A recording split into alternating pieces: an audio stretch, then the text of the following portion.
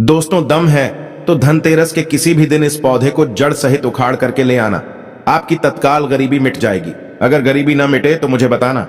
Smile families channel में जो जानकारी दी जाती है बिल्कुल सटीक और 100% लिखित के आधार पर दी जाती है। धनतेरस और दीपावली के पूरे समय को चैतन्य अवस्था कहा जाता है।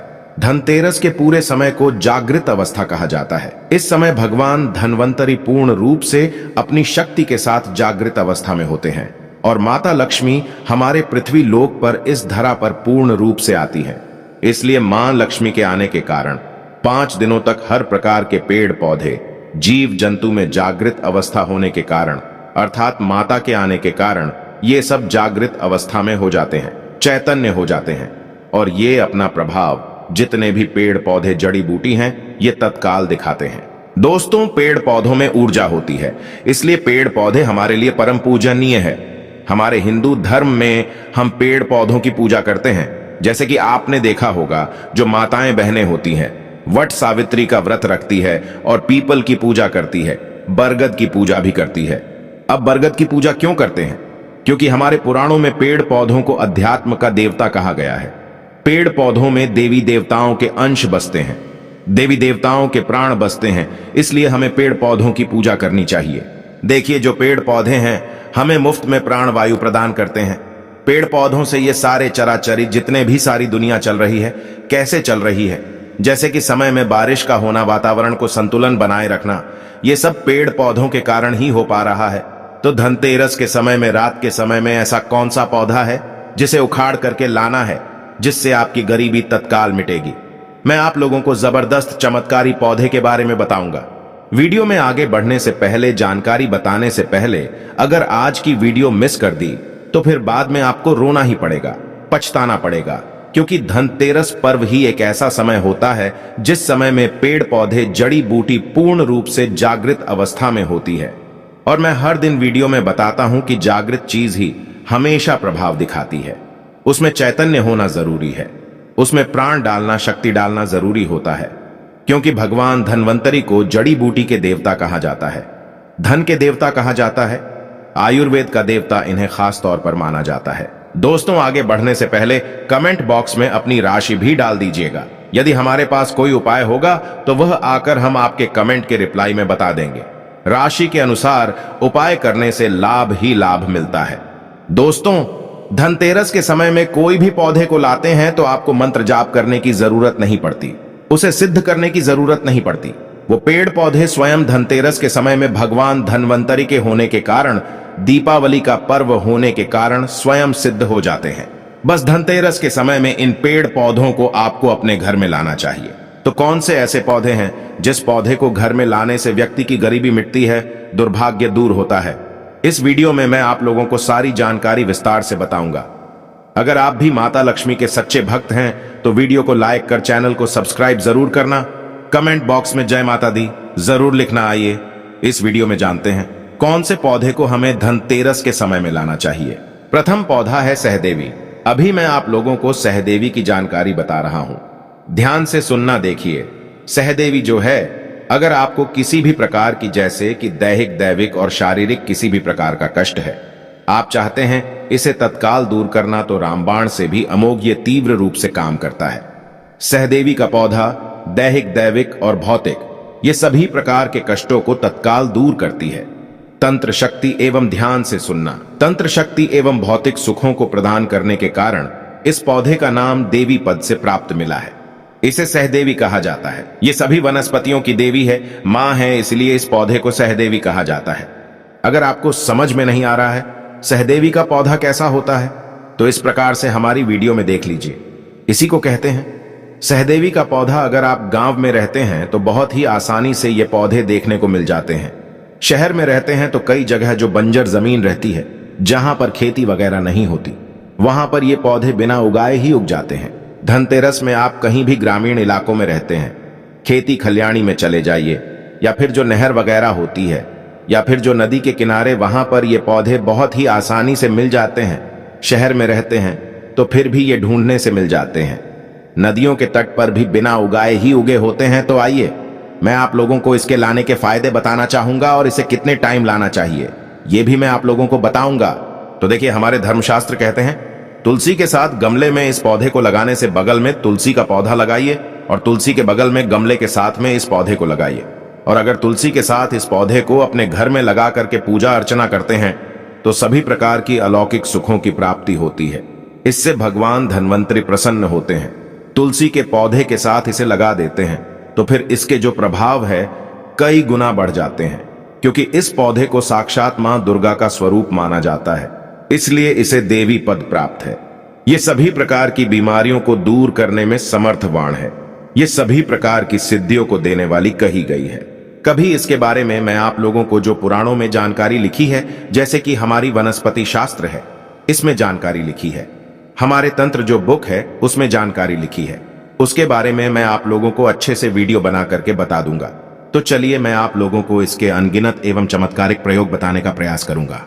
तो तकिए के नीचे इसकी जड़ को रखने से बहुत से आप में से लोग बोलते हैं ना कि गुरुजी हमें नींद नहीं आती, तो तकिए के नीचे इसकी जड़ को रखने से गहरी नींद आती है, या फिर बेड के नीचे इसके पौधे को रखने से आपको बिल्कुल ही गहरी नींद आना शुरू हो जाएगी। अनिद्रा की बीमारी को दूर करने का यह रामबाण पौधा है। इसे हाथ में रख करके कोई भी मंत्र जपते हैं तो जल्दी सिद्धि की प्राप्ति होती है। यहां तक कि भूत भविष्य वर्तमान तक की सिद्धि आप इससे प्राप्त कर सकते हैं, वो भी मंत्रों के माध्यम से। दोस्तों, इसकी जड़ का तिलक लगाने से यह हमारे शरीर में सम्मोहन शक्ति को बढ़ाता है। अगर आप किसी का वशीकरण करना चाहते हैं, अगर आप कोई बड़े पद पे है, आप चाहते हैं कि सब लोग आपको देख करके मोहित हो जाए, या फिर आप प्रवचन करते हैं, आप चाहते हैं कि आपकी बात हर कोई सुने, तो इसका तिलक लगा करके आप जो है सभा में जाइए। सभी लोग आपकी तरफ मोहित हो जाएंगे, आप ही को देखेंगे, आपकी बात को मानेंगे, यानी आपके बंधन में बंध जाएंगे। हमारे धर्मशास्त्र कहते हैं, कौन से धर्मशास्त्र कहते हैं, जैसे कि वनस्पति शास्त्र है, इसमें लिखा है कमर में बांध करके, अगर इसे कमर में बांध लिया जाए, लाल कलर के कपड़े में लपेट करके और संपन्न बनाया जाए तो ये विजय का स्तंभन करता है। तिजोरी में इसको रखने से धन की बढ़ोतरी होती है। कैसा भी कंगाल घर हो, अगर तिजोरी में इसकी जड़ को रखा जाए तो धन दौलत से परिपूर्ण बन जाते हैं। और आप सभी दर्शकों को बताना चाहूंगा, इस पौधे को घर में लगाने से तंत्र मंत्र शक्ति नहीं लगती। इसकी जड़ मुख में रखने से अदृश्य शक्ति दिखाई देती है। आप में से अधिकतर लोग बोलते हैं ना कि गुरुजी हमें अदृश्य शक्ति देखना है। हमें अदृश्य शक्ति किस प्रकार से दिखाई देगी? अदृश्य शक्ति में जैसे कि अलौकिक शक्ति में देवी देवता, भूत प्रेत पिशाच निशाचर कई, ये जो शक्तियां हैं जो हम अपने नग्न आंखों से नहीं देख सकते, ये शक्तियां दिखाई देने लगती हैं। तो अगर आप अलौकिक शक्ति के दर्शन करना चाहते हैं, जैसे कि देवी है, देवता है, गांव में रहते हैं, तो जो ग्रामीण के देवी देवता हैं, शहर में रहते हैं, तो वहां पर उपस्थित जो भी भैरव है, देवी देवता है, तो उनके दर्शन प्राप्त करना चाहते हैं, तो इसकी जड़ को मुख में रखने से अदृश्य शक्ति दिखाई देने लगती है। और मैं एक मंत्र बताऊंगा, उस मंत्र को कल की वीडियो में बताऊंगा। उस मंत्र से एक मंत्र आपको जाप करना होता है, इसकी जड़ को मुख में रखना होता है, तो अदृश्य शक्ति प्रकट होती है। और जो भी आप बोलेंगे वो अदृश्य शक्ति आपको सामग्री ला करके देती है। दोस्तों, इसकी जो जड़ है, इसका जो पौधा है, रात 12 बजे के बाद धनतेरस के किसी भी टाइम में आप ला सकते हैं, क्योंकि ये धनतेरस और दीपावली के टाइम में रात्रिकालीन का ही सबसे ज्यादा महत्व होता है। 12 बजे के बाद में लाते हैं तो भगवान धन्वंतरी की जो संपूर्ण शक्ति है रात्रि के समय में जागृत अवस्था में पूर्ण रूप से होती है। तो 12 बजे के बाद धनतेरस के किसी भी दिन में इस पौधे को जड़ सहित आपको उखाड़ करके ले आना है और ला करके आपको अपने घर में इसे गमले में लगा देना है। बिल्कुल ही आपको नंगे पैर जाना है। किसी भी प्रकार की आपको जो है खड़ाऊ वगैरह है, या फिर चप्पल वगैरह है, या फिर जूते वगैरह है, ये पहन करके नहीं जाना है। दोस्तों, अब बात करते हैं दूसरे पौधे के बारे में। ध्यान से सुनना, जो दूसरा पौधा है इसे विष्णु कांता के नाम से जाना जाता है। कई लोग इसे अपराजिता बोलते हैं। ब्रह्मदेव ने सृष्टि के निर्माण के समय सर्वप्रथम इस पौधे को उत्पन्न किया था, इस पौधे की रचना की थी, एवं भगवान श्री हरि विष्णु जी ने इस पर वास किया था। इसलिए इस पौधे को एक प्रकार की कांति की प्राप्ति हुई है, एक प्रकार की ऊर्जा की प्राप्ति हुई है। इसलिए ज्ञानी लोग इस पौधे को विष्णु कांता के नाम से जानने लगे हैं। दोस्तों, इसे अपराजिता के नाम से क्यों बोलते हैं? क्योंकि इसके गुण ही है, ये आपके शत्रु से हमेशा आपको अपराजित रखता है, कभी भी आपको ये पराजय नहीं होने देता। इसको घर में लाने से कौन कौन सी अलौकिक एवं चमत्कारिक शक्तियों की प्राप्ति होती है, आइए जानते हैं।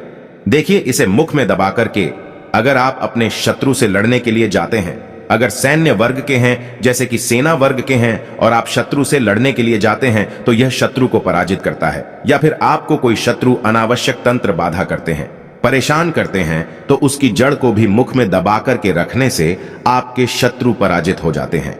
उनकी विद्या उन्हीं पर वापस हो जाती है। इसे सिद्ध करके हाथ में बांध करके युद्ध किया जाए, और अगर कोई व्यक्ति आपको तलवार से मारता है तब भी तलवार का कोई असर आप पर नहीं पड़ेगा, लेकिन एक मंत्र होता है, उसे आपको सिद्ध करना होता है। ये पौधा लक्ष्मी को प्रिय होने के कारण अगर आप ये पौधा धनतेरस के समय में घर में लगा करके रखते हैं तो सुख संपत्ति एवं नाना प्रकार के भोग की प्राप्ति होती है। पेड़ पौधों को आप साधारण मत समझना।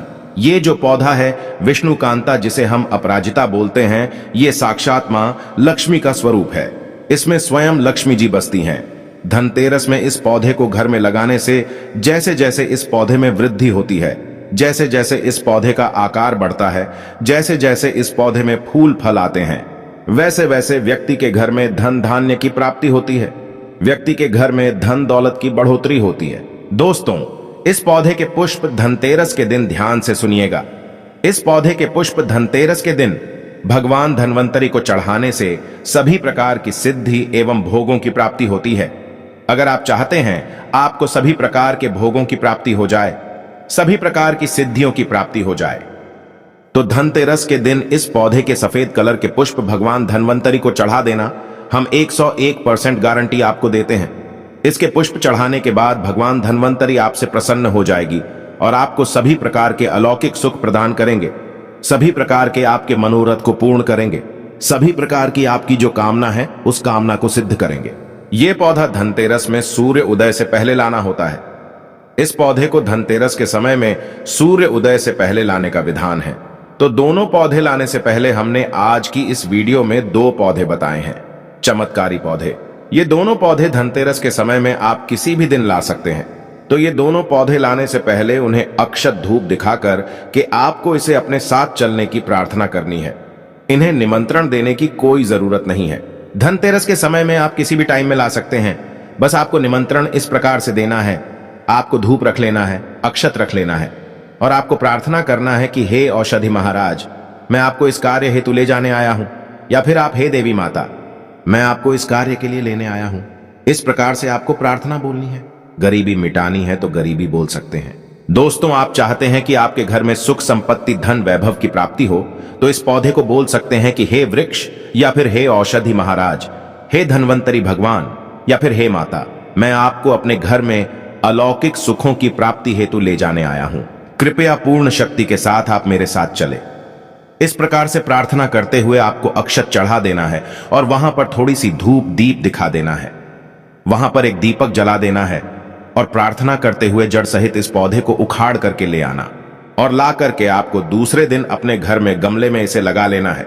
आप यकीन माने, ये पौधे जब तक आपके घर में लगे रहेंगे, आपके घर के वातावरण को शुद्ध रखेंगे। आपके घर में किसी भी प्रकार की तंत्र बाधा नहीं लगेगी। आपके घर में कुलक्ष्मी कभी नहीं आएंगी।